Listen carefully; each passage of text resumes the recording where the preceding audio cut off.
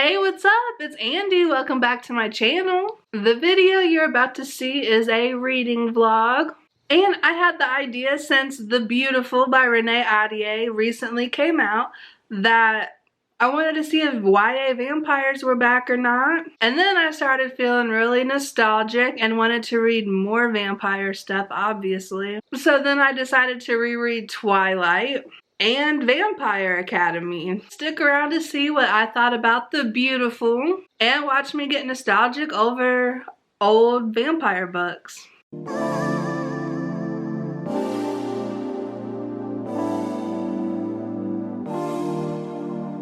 Now's the time. I'm gonna start The Beautiful by Renee Ahdieh and finally find out if YA vampires are really back.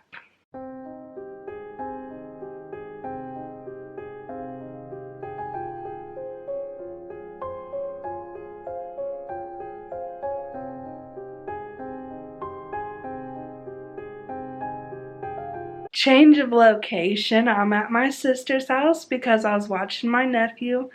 He's sleeping like a good little boy. And I'm now 50 pages into The Beautiful. Really intrigued and into it so far. The main character is Celine. And the beginning of this book is her coming over to America from France to live in a convent. So there's this whole kind of mystery, like, oh, she did something really bad and that's why she had to leave France. And she keeps saying that she murdered someone, but I guess that story will be revealed. But like, Renee Ahdieh over and over again, like, having Celine have this inner monologue, and she keeps saying that she murdered him. Like, okay, once or twice is enough, we get it. There are alternating chapters that is following someone unnamed as of now, who's clearly a vampire. And Celine has already met this one girl named Odette, who I'm sure is a vampire as well. Now, I already know from reviews that the word vampire doesn't actually get said until like almost the end of this book, or like 200 some pages in. But it's like very clear what it's meant to be. The very beginning starts the string of murders plaguing New Orleans, and the girl gets her throat ripped out, so it's pretty clear what's going on. But I'm intrigued. I'm gonna keep going and update you later. It's now the next day and I'm back home. Didn't really read much more last night, but I'm up to page 110 now in The Beautiful. And already I gotta say that Celine is already a lot less annoying than Bella if you're wanting to compare it to Twilight, which I guess I am because I'm reading that next. We've met Bastion, and obviously Celine is already pulled to him and his darkness and his inhumanness. They keep using the word inhuman, but not vampire. And I guess speaking of Twilight, I guess these vampires have different abilities. Odette, if she touches you, she can pretty much like read your future. Bastion has a pet python, so we stand that. They finally made it into the Court of Lions, which is basically, I guess, a hangout for vampires. One cool thing is the discussion about race. Celine is not all the way white. Her mom is described as being from the Far East, so she's half Asian, which this is the 1800s, so that's like a big thing. But one thing that Celine really loves about the Court of Lions is people of all races are just mingling, so for her, that's a huge thing. That's all I have so far. I'm gonna keep reading and update you later.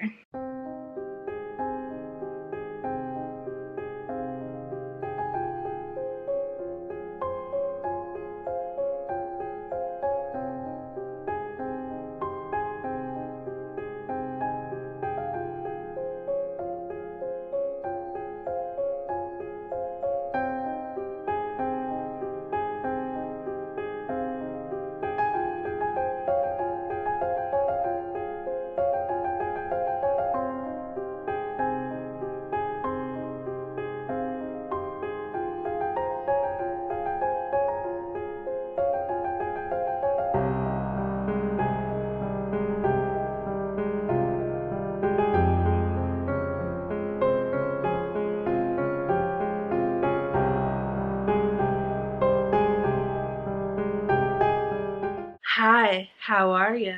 Oh, never again. Okay, so it's been a little while, but I have finished The Beautiful. Oh my god, I love these kind of covers, but Lord have mercy, the fingerprints. So, long story short, I gave this 4 out of 5 stars. I did enjoy Celine and Sebastian. What can I say? The only reason I couldn't give this 5 stars is because the ending completely threw me off. It's like, yeah, I was totally here for the whole murder mystery thing, and that part was cool. Then we find out some people aren't vampires that you thought were, and she likes to kill off people that maybe you wouldn't like to have that happen to. No spoilers though. I think that this was a really good setup for the series, knowing that it's going to be 4 books. There's still a lot of unanswered questions, and the ending was basically just a random like cliffhanger that's not gonna make sense until the 2nd book, which really isn't my favorite. But that being said, I really am super excited for the sequel to come out. Do I think YA vampires are back? Yes. Will this turn out to be a new favorite series of all time? Never say never, but maybe not. I really did like the setting. I liked the diversity, but some of the plot things could have been explained a little better for my liking. I guess I just like when stuff is spelled out for me because I'm stupid, I guess. I don't know. In other news, I'm halfway through Twilight and Edward just sparkled. Bella is so annoying and, oh, not like other girls. Or, oh my god, I'm so plain and boring, but 3 different guys are asking me to prom. Give me a break. The nostalgia factor is very real with this one. But as I'm now not 14 years old and have had some different life experiences, I realize that Edward is a freaking narcissist. So that's cute. Let's see. He gaslights Bella when he saves her from that van. Oh, you really think I stopped a moving van? Yeah, 'cause you did. So yeah, I love gaslighting. He's also very hot and cold. He'll be a jerk, disappear for a while, and then come back and be super nice and endearing, aka love bombing, which is another fun narcissist thing. He also gets mad for no reason and only likes to drive fast and erratic and make people uncomfortable. So yeah, that's that. Maybe my life would have been different if I hadn't loved Edward so much when I was 14. It really is super interesting reading this through different eyes. Definitely the nostalgia is still there. I mean, this is like the first fandom that I was really a part of. So it's always gonna have a place in my heart. Hopefully I'll finish this tonight. But now I'm off to pick up a Target order that I don't need and dinner. Hey, it's been a couple days. We're back in the reading chair with a blanket because it's snowing outside. Brr. People do not know how to act. Like, slow down. My 10-minute drive home from work, I passed not 1, but 2 accidents. Come on, people. But anyways, I did finish Twilight, and I'm gonna give it 3 stars just for like nostalgia alone, but I have no desire to read the rest of this series. I did want to know, I got this from Half Price Books, and there's a little note. It says, Joan, my apologies. I believe that I loaned your book out. Oh no, tracking it did not work, so I replaced it. Thanks so much. Tony. Tony's a real friend. You loan a book out, you lose it, you replace it, okay? She's the real MVP. You lucked out, Joan. Pretty much, I've already said my thoughts on this. Really abusive, narcissistic relationship that I fawned over during my teenage years. There's this one scene, let me try to remember. Where Edward's like, oh, why do you think I'm so mad at you? Like, because you act like a jerk? But his response is, no, I'm not mad at you. I'm mad at myself because I can hurt you. Give me a break.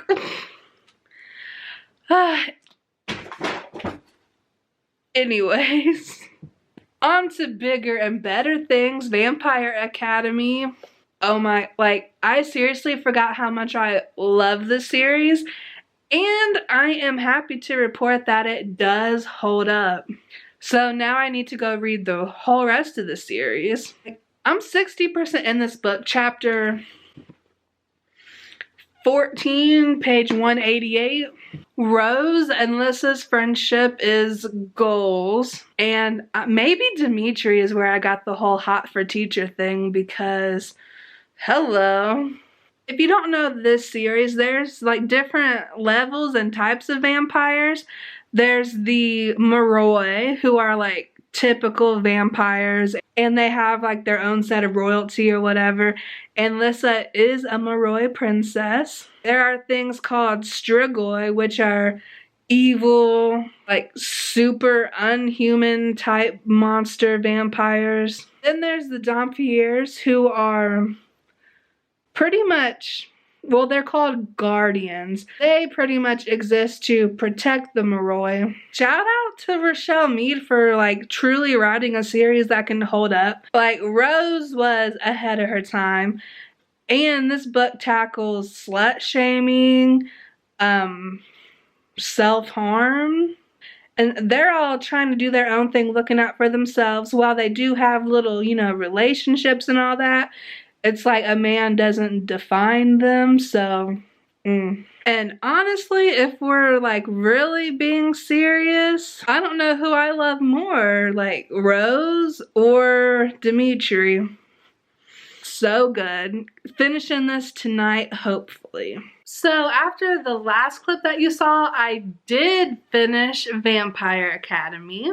And I gave it 5 out of 5 stars. I forgot how much I love the series. I already had gushed about it.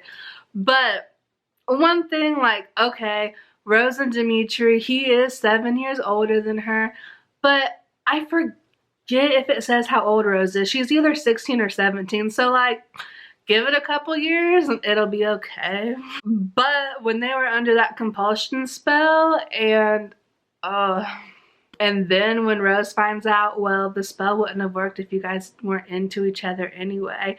After he was trying to be a good person and said, oh no, I don't think of you that way. That was just the spell. We can't ever do anything like that again. He tried, but they're made for each other.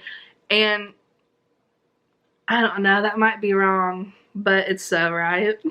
To sum up, I would say yes, YA vampires are back. And while The Beautiful did so many things right, the story just didn't quite make 5 stars for me. For like my personal taste, not enough was spelled out in the first book. I get that you have to set things up for there to be sequels if it's a series, but I didn't have enough things answered. But that being said, this was a super cool take on vampires, and it needed updated for 2019. Some diversity, not everyone's straight, you know, that kind of stuff. But honestly, I cannot wait for The Damned to come out next year, and hopefully I give that 5 stars. Then I went and opened this can of worms and realized how toxic this relationship is. But it was still really fun to reread, honestly. And I gave it 3 stars for nostalgia purposes. And then now the real question is, who wants to read the rest of the Vampire Academy series with me, because I need it. Well, I hope you enjoyed this type of vlog. Comment down below, let me know if you've read The Beautiful and what you thought. Subscribe if you want to see more from me, and check out some of my other videos. And as always, I'll link my social media down below. Be my friend on some other platforms. Follow my Instagram. And until then, I'll see you guys in my next video. Bye!